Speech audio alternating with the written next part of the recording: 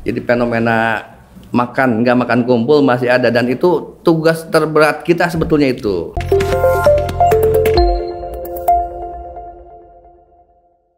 Halo, hai, selamat datang di podcast Ini Karir bersama saya Natasha. Di episode kita kali ini, kita kedatangan tamu istimewa. Beliau adalah Pak Dadi Mahmudin, selaku Kepala Sekolah dari SMKN 1 Cinangka. Assalamualaikum Pak Dadi Mahmudin. Natasha. Apa kabar Pak? Alhamdulillah baik, sehat. Alhamdulillah sehat ya Pak ya. Baik, di podcast kali ini kita akan membahas seputar BKK dari SMKN 1 Cinangka ya Pak ya. Pertama kita harus tahu dulu nih Pak, BKK SMKN 1 Cinangka sudah berjalan dari tahun keberapa Pak? Oke, saya harus cerita dari awal dulu. Iya. Karena saya sendiri masuk sekolah ini tepat nih hari ini nih. Hari ini tanggal 2 apa nih? 2 September 2 tahun yang lalu. Jadi tidak ada yang kebetulan kan ya di muka bumi ini. Perayaan 2 tahun saya di sini disiarkan di podcast Ini Karir. Alhamdulillah. Semoga berkah ya. Jadi yang saat saya datang ke sini, fokus pertama saya datang di minggu pertama adalah yang saya tanyakan adalah mengenai Hubin, kalau di sini namanya Hubin atau Hubin. Ya. Kemudian ada BKK, karena fokus saya begitu. Jadi di awal-awal saya kerja di sini yang saya fokuskan bagaimana membangun komunikasi dengan pihak industri. Tuh BKK di sini udah ada tuh. Saya di sini mereka udah punya BKK. Tapi dengan kegiatan yang belum optimal. Jadi lembaganya ada, kegiatannya yang belum ada. Hanya karena fokus saya di situ, saya bawa pengurus BKK keliling-keliling perusahaan. Karena apa? Target saya pewajahan dulu aja. Kita tidak bicara dulu bagaimana pemasaran tamatan. Yang penting pewajahan bahwa BKK ada loh di sini. Itu butuh waktu sekitar 3 bulan. 3 bulan kemudian baru kita sharing-sharing dengan mereka, dan alhamdulillah pada bulan ke-6 kita sudah aksi. Padahal saat itu masih pandemi ya. Iya, betul. Masih pandemi, kita banyak komunikasi dengan pihak perusahaan, dan dari berbagai perusahaan yang kita kunjungi mau mereka kerjasama dengan kita untuk rekrutmen di sini di sekolah. Jadi di saat orang lain pandemi, kita waktu itu mampu mengadakan sekitar 12 kali rekrutmen di sini dengan beberapa perusahaan yang ada di wilayah Cikande, kawasan Cikande, dan di Balaraja. Jadi intinya komunikasi itu kita bangun dulu. Jadi kalau nanya BKK-nya udah ada ya. Jadi saya datang ke sini udah ada. Saya hanya mau lihat bagaimana membangun pola komunikasinya aja. Untuk saat ini program kerja dari BKK SMKN 1 Cinangka seperti apa nih Pak Dadi? Program kerjanya kita punya namanya retolling. Apa sih retolling? Retolling itu pemanggilan alumni untuk dididik tentang kiat-kiat bagaimana sih menyikapi tes di perusahaan. Untuk instrukturnya kita datangkan para HRD dari perusahaan. Biasanya kalau kita mau tes katakan minggu depan, katakan minggu kedua bulan September, minggu 1 kita retolling, kita panggil alumni yang kira-kira dibutuhkan perusahaan itu. Kita mengadakan semacam workshop dari mulai bagaimana penyusunan kurikulum PT, bagaimana menyelesaikan soal-soal di perusahaan ya. Yang kita simulasikan mirip, karena secara umum kan begitu saja. Dan dengan cara-cara begitu ternyata alhamdulillah tingkat keterserapan yang terakhir itu di atas 48%. 48%. Kalau untuk jurusan yang ada di SMKN 1 Cinangka ini terdiri dari apa aja? Fokusnya sebetulnya core bisnisnya ini pariwisata. Jadi core bisnisnya perhotelan, tapi ada jurusan lain pengiring, itu jurusan teknologi, ada teknik mesin sama teknik listrik. Dan untuk teknik mesin tahun kemarin kita malah rekrut setelah ujian, jadi mereka bekerja tanpa ijazah, karena ijazahnya kan masih baru sebulan yang lalu. Jadi fokusnya di hospitality sebetulnya, perhotelan ya. Tapi ada jurusan lain, teknik mesin dan teknik listrik. Untuk penyerapan tenaga kerja sejauh ini dari SMKN 1 Cinangka sudah di wilayah mana aja Pak? Apakah hanya di Banten aja untuk saat ini atau seperti apa? Untuk yang perhotelan di atas 80% di sekitaran Anyer, Cinangka, dan ke Pandeglang untuk perhotelan. Untuk yang teknik mesin dan teknik listrik masih di seputaran wilayah Banten ini aja. Kalau untuk di Jabodetabek berarti? Nah, ini masalahnya.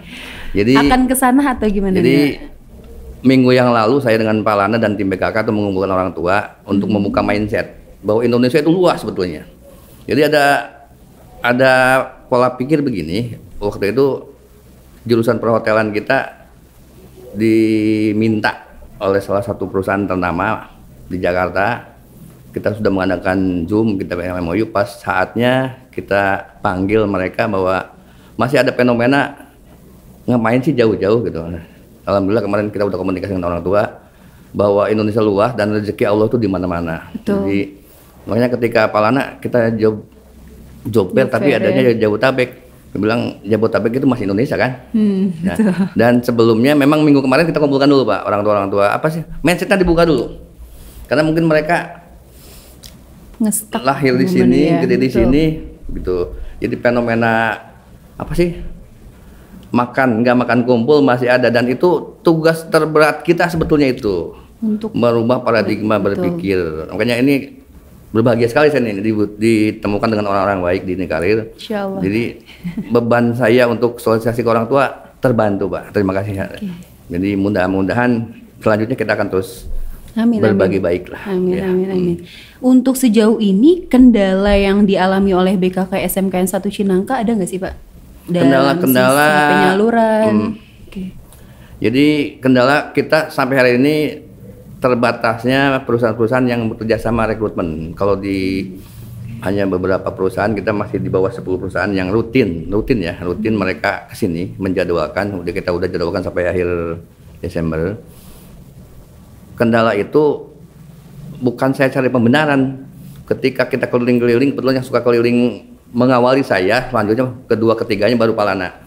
Itu hampir semua jawabannya seragam. Jadi ini masa Covid lah, beginilah, masih belum bisa menerima tamu lah. Jadi mudah-mudahan ini si Covid ini cepat berlalu nih, sehingga ruang gerak kita semakin luas lagi.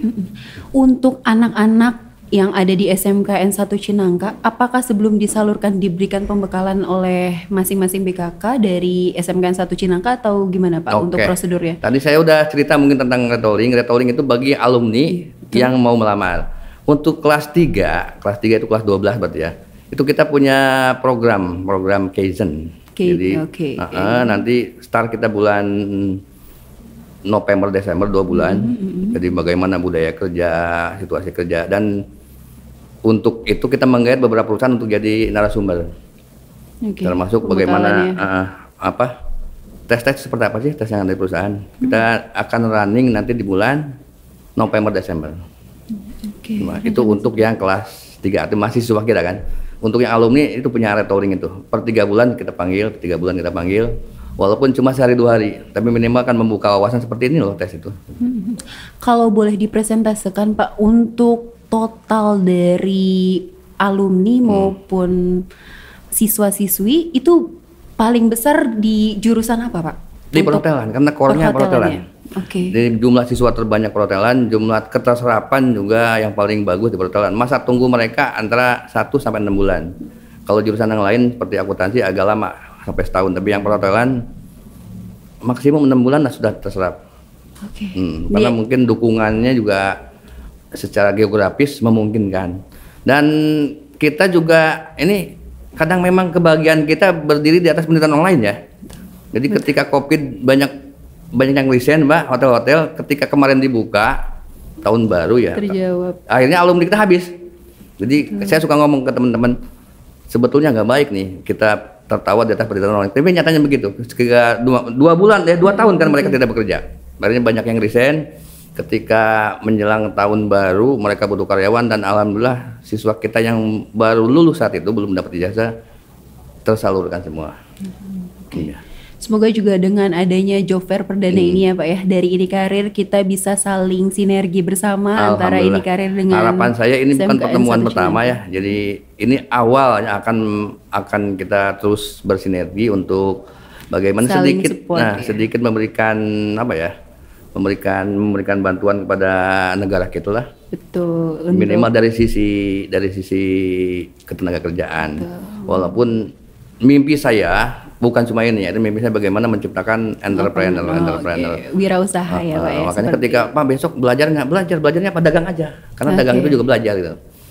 Kalau secara formal belajar dagang nggak ada. Nah ini jadi saya kalau ada istilah sekali mendayung 2-3 pulau terlampaui. Ya, gitu. Insya Allah. Semoga kita bisa saling sinergi ya Pak ya. Kalau di Indikarir sendiri kita mudah banget karena kan kita sudah ada platform rekrutmen online ya Pak ya. Jadi anak-anak di SMKN 1 Cinangka nanti bisa langsung apply secara online gitu. Jadi nggak perlu lagi bawa berkas yang punya akun berarti bisa langsung. Betul. Jangan lupa registrasi dulu nih teman-teman melalui link. Itu akunnya ada batasnya nggak, limitnya setahun? Nggak ada, unlimited ya? Pak, unlimited betul. Ya. Tapi pastikan yang di play adalah sesuai dengan kualitas. Kalau saya malah punya pikiran lain, saya maunya aplikasi itu 6 bulan aja. Jadi sebelum 6 bulan udah pada bekerja maksudnya. Iya, harapannya seperti itu Pak. Bahkan sebelum 6 bulan harusnya sudah bekerja gitu ya. Nggak usah lama-lama. Nggak usah lama-lama. Yang penting aktif aja, aktif untuk kontrol CV-nya dan sebagainya. Oke, kalau dari Pak Dadi ada pesan-pesan yang ingin disampaikan nggak? Baik untuk SMKN 1 Cinangka maupun untuk Indikarir. Ya, untuk SMKN Cinangka, saya sering di setiap pertemuan karena saya tidak mengenal rapat. Saya hampir tiap pagi ngobrol di ruang guru. Nanti sebelum pulang biasanya kita ngobrol lagi sama bagaimana wawasan kita berkembang. Wawasan guru, jangan sampai guru itu hanya menyuruh tapi membersamai mereka. Karena yang kita didik di sini kan calon-calon pengganti kita. Jadi ini di dunia kerja seperti ini, di lapangan seperti ini. Kenapa? Kekhawatiran saya yang paling mendasar adalah yang disebut kerja itu datang berangkat dari rumah pergi ke kantor. Betul.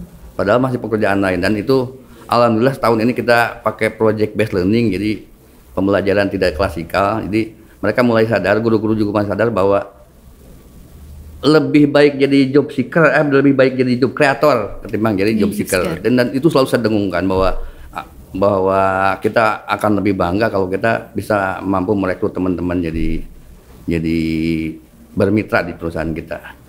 Jadi pelan-pelan sedang saya garap nih, udah setahun ini.